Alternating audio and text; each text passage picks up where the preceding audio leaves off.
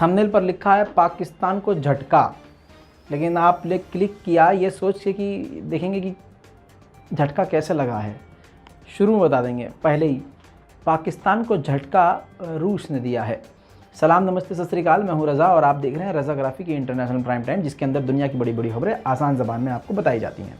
आपको बता दूं कि एक वो वक्त था कि रूस पाकिस्तान के आगे बिछा हुआ था और रूस और पाकिस्तान की दोस्ती बहुत गहरी थी। अब आपको बता दूं एक वो भी वक्त था कि सरगेई लावरोव, अभी ये साल 2 साल पहले ही की बात है, मतलब 2 साल पहले भी नहीं, इसी साल 1.5 साल के अंदर की बात है कि सरगेई लावरोव पाकिस्तान के दौरे पे आए थे जब पाकिस्तान के प्रधानमंत्री इमरान खान थे और पुतिन का मैसेज लेके आए थे और उन्होंने कहा था कि पाकिस्तान को जिस चीज़ की भी ज़रूरत हो वो हम देंगे। अब हाल ये हो गया है कि पाकिस्तान को ये झटका रूस दे रहा है। अभी तक सारी दुनिया को ये लग रहा था कि पाकिस्तान अमेरिका के दबाव में रूस से तेल नहीं ले रहा है, लेकिन अब हकीकत ये सामने आई है कि वो सारे देश रूस से तेल ले रहे हैं अभी भी, जिनको रूस ने सस्ते दामों पर तेल ऑफ़र किया है। अब भारत को सबसे कम दाम में रूस तेल दे रहा है, अब वही दाम पाकिस्तान को ऑफ़र ही नहीं किया। सबूत भी दूंगा और वीडियो सबूत दूंगा। पाकिस्तान ने आधिकारिक तौर पर मीडिया पे ये बात कही है कि पाकिस्तान रूस से तेल तो ले लेगा, अमेरिका के दबाव एक तरफ वो छोड़ दीजिए, लेकिन पाकिस्तान को रूस ने सस्ता तेल ऑफर ही नहीं किया। तो ये रूस का एक बड़ा झटका पाकिस्तान के लिए है, क्योंकि पाकिस्तान में भी महंगाई आसमान पर है, पाकिस्तान की आवाम परेशान है। अगर वहाँ पर सस्ते दाम पर तेल रूस देने लगे तो वहाँ पेट्रोल डीजल के दाम काफ़ी घटा दिए जाएंगे, जिससे आम नागरिकों को काफ़ी ज़्यादा सहारा होगा। और जब पेट्रोल डीजल के दाम घटते हैं तो हर चीज़ पर असर पड़ता है, महंगाई पर सीधा असर पड़ता है। तो इस तरह से अगर आप देखें तो रूस ने ये काफ़ी तगड़ा झटका दिया है पाकिस्तान को। अब आपकी स्क्रीन पर पाकिस्तान के फाइनेंस मिनिस्टर का इंटरव्यू और एक बाइट लगा रहा हूँ, सबूत के आधार पर, हवा में हम बात नहीं करते, देखिए। So oil is out of the question. Is that what you're telling me? Russian oil out of the question. The previous government wrote a letter to Russian Federation. That letter was never responded to. The Russia has also not offered us any oil, and it's now under sanctions. So it really, it's very difficult for me to imagine buying Russian oil. There are. अब दोस्तों, संघियों का, भारत के अंधभक्तों का दोगलापन देखिए और इस भाजपा का भी दोगला रवैया देखिए। पाकिस्तान से पर्दे के पीछे से बातचीत करना शुरू कर दिया है।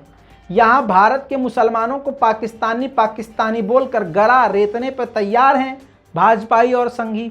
उधर मोदी जी की सरकार ने पाकिस्तानियों को, 6 पाकिस्तानी डेलीगेशंस को भारत बुलाकर उनके मन की दुविधा को शांत किया है, उनको समझाया है, उनको यकीन दिलाया है कि सिंधु बांध पर जो हम लोग बिजली प्रोजेक्ट बना रहे हैं उससे आपको कोई घाटा, कोई नुकसान नहीं है। आपकी स्क्रीन पर देख लीजिए, नव भारत टाइम्स की रिपोर्ट है।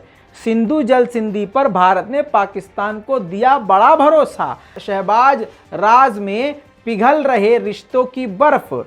समझिए, इसके साथ 3 हाइलाइट्स एनबीटी ने और डाले हैं, वो आपकी स्क्रीन पर लगा रहा हूं। भारत और पाकिस्तान के बीच पर्दे के पीछे फिर से बातचीत शुरू।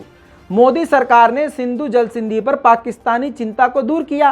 भारत ने पन बिजली परियोजनाओं को लेकर भारत ने आश्वासन दिया।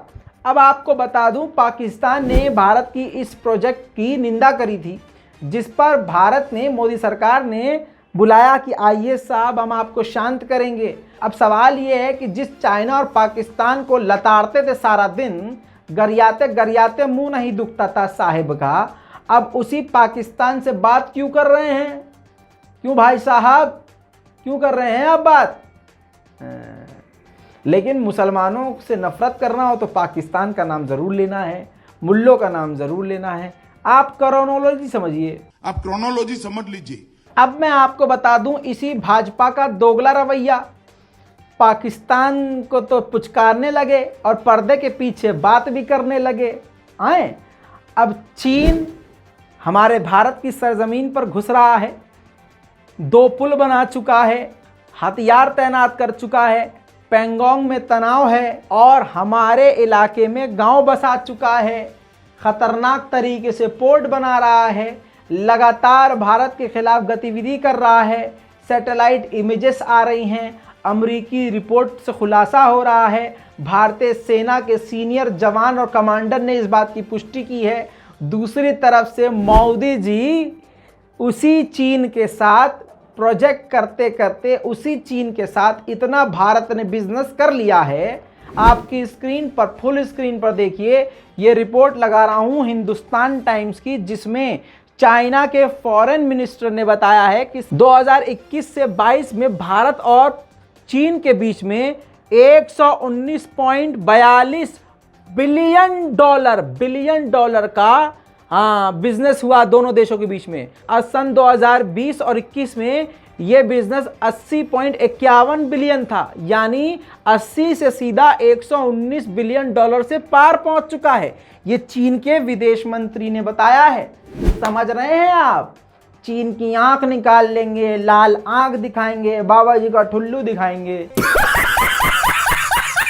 दोस्तों, इसी के साथ आपको एक बड़ी खबर बता दूं, भारत ने यूएन में बड़ा बयान देते हुए यूएन के भारतीय प्रतिनिधि ने बड़ी बात कही है। उन्होंने कहा है कि आतंकवादी और आतंकवादी संगठन केमिकल और जैविक हथियार का इस्तेमाल करके बड़ी तबाही मचा सकते हैं। ज़्यादा जानकारी तो नहीं दी है, लेकिन उन्होंने बताया है कि आतंकवादी इस वक्त एडवांस हो रहे हैं और एडवांस टेक्नोलॉजी और ख़तरनाक हथियारों का इस्तेमाल कर रहे हैं और हालात काफ़ी खतरनाक हैं। इस बात से ये बात साबित होती है कि भारत में आतंकवादियों का खतरा बढ़ रहा है। समझ में मुझे ये नहीं आ रहा है कि सन 2014 से अब तक फिर मोदी जी कर क्या रहे हैं, जब आतंकवाद उल्टा बढ़ रहा है। तो पता ये लग रहा है कि भाई संघ ही तो नहीं कर रहे हैं कुछ, क्योंकि भाई सारी जगह तो उन्हीं का बोलबाला हो रहा है। मस्जिद के आगे वो चीख रहे हैं, जामा मस्जिद, कुतुब मीनार वो तोड़ने वो कह रहे हैं। खैर, तो दूसरी बात है, वो तो हमारा आंतरिक मामला है, ये यूएन का मामला है। यूएन में भारत ने बहुत बड़ी बात कही है, जिसके बाद यूएन भी इस पर अलर्ट हो गया है और संज्ञान में ये बात नहीं है। बहुत दिनों बाद आपको अब म्यांमार का यानी बर्मा का अपडेट देने जा रहा हूं। दोस्तों, बर्मा के जो आम लोगों ने अपनी सेना बनाई थी, वहां के फौजियों और आर्मी के खिलाफ यानी पीपल डिफेंस फोर्सेस, जी हाँ, उसने म्यांमार के 15% इलाकों पर वापस कब्जा कर लिया है और वहां की आर्मियों को मार मार कर भगा दिया है। दोस्तों, इसी के साथ सारी दुनिया के मुसलमानों को मैं दिल से मुबारकबाद पेश करता हूं और आपको बताता हूं सबसे बड़ी खबर। ऑस्ट्रेलिया में पहली बार इतिहास में महिलाओं को अपनी कैबिनेट में वहां की सरकार ने इतनी बड़ी तादाद में लगभग 13 महिलाओं को शामिल किया, जिसमें पहली बार एक मुस्लिम महिला को भी जगह दी गई, जिनका नाम एनी अली बताया गया है। और उन एनी अली ने कुरान पाक हाथ में लेकर शपथ ली है। I am pleased to present members of the full ministry.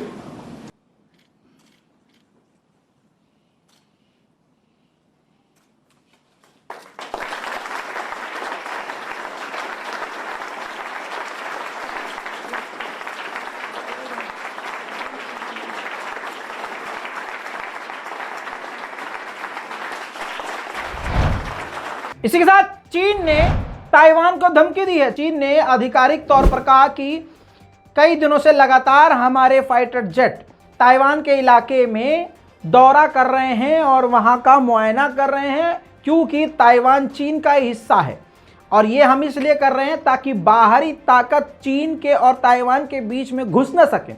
साथ में जो फ्री ताइवान की मुहिम चला रहे हैं, हमने उनको भी विफल किया है और उन पर हमारी पूरी नज़र है। अमेरिका का एक स्टेट है ओमाहा, वहाँ पर अमेरिका के हथियार बनाने वाले केमिकल का एक बड़ा प्लांट है, जिसमें बड़ी आग लग गई है। अब ये आग लग गई है, लगाई गई है या अल्लाह की मार है, नहीं पता। वीडियो देखिए, आग खतरनाक है।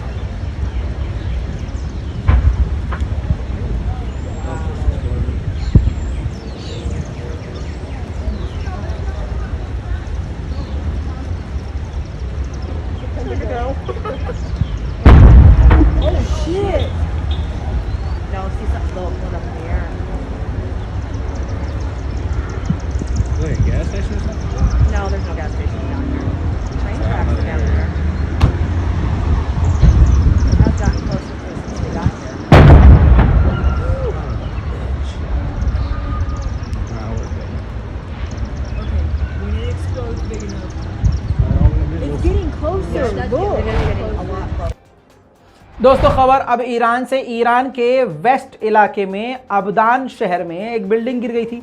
ये खबर मैं तीसरी बार आपको अपडेट दे रहा हूं। उस बिल्डिंग में मारे जाने वालों की संख्या 37 हो गई है और घायलों की 100 से ऊपर पहुंच चुकी है और अभी कई लोग गायब हैं। आपको बता दूं कि ये तो रॉयटर्स की रिपोर्ट मैंने आपको लगा दी। अब वहां पर हजारों लोग इकट्ठे हैं और सरकार के खिलाफ प्रदर्शन कर रहे हैं और लगातार खामनाई मुर्दाबाद के नारे लगाए जा रहे हैं। ईरान के समर्थक हमसे नाराज हो सकते हैं, लेकिन क्या करें भाई, हम गोदी मीडिया नहीं है, हम तो दिखाएंगे और बताएंगे। देखिए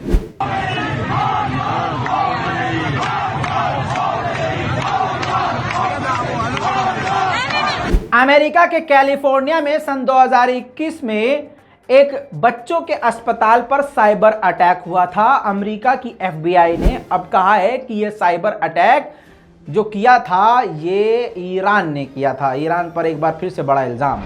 अब ईरान से ही दूसरी खबर आपको बता दूं कि ईरान ने अभी, मैंने कल की रिपोर्ट में आपको बताया था कि ग्रीस के 2 टैंकरों को पकड़ लिया है, अपने कब्जे में ले लिया है, जिस पर फ्रांस और जर्मनी समेत कई देशों ने ईरान की निंदा करी। अब मैं आपको बता दूं, ग्रीस और फ्रांस की निंदा ईरान ने बर्दाश्त नहीं करी। ईरान ने तुरंत उनके देश में मौजूद फ्रेंच एम्बेसडर और जर्मन एम्बेसडर को तलब करके खरी खोटी सुनाई। आपको मैंने बताया था कि इजराइल के डिफेंस मिनिस्टर भारत आ सकते हैं और 30 साल की सिक्योरिटी डील हो सकती है। अब आपको बता दूं कि दूसरी बार फिर से इजराइल का ये भारत का टूर जो है, विजिट जो है, कैंसिल हो गया है। बेनी गैंट्स आने वाले थे, अब वो कैंसिल इसलिए हुआ है क्योंकि उनकी ही सरकार काफ़ी खतरे में है, सरकार गिर सकती है, यहूदी खुद उनके खिलाफ हैं, दूसरी तरफ से जंग का माहौल है, कभी भी कुछ भी हो सकता है। दोस्तों बुर्ज खलीफा को लगता है कि सऊदी अरब ने अपने दिल पर ले लिया है। क्या है कि सारी दुनिया अब बुर्ज खलीफा कर रही है।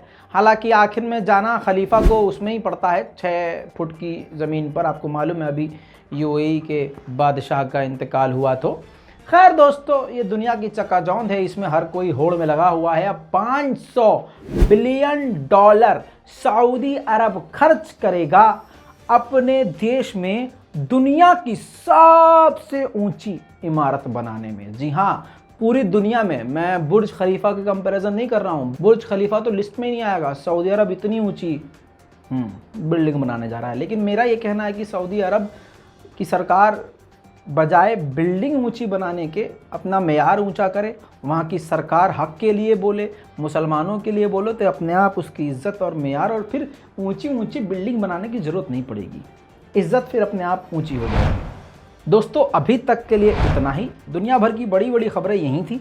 अगर हम चाहें तो 70 मिनट की बना सकते हैं, छोटी मोटी सब कुछ डाल के, लेकिन नहीं, आपका भी कीमती समय है और हमारा भी थोड़ा सा ज़्यादा कीमती समय है। अगली रिपोर्ट पर काम करेंगे, तब तक आप ये देखिए, रिपोर्ट को शेयर कीजिए, दुआओं में याद रखिए, चैनल को सब्सक्राइब कीजिए। मैं हूँ रज़ा और आप देख रहे हैं हाँ वही। जय हिंद।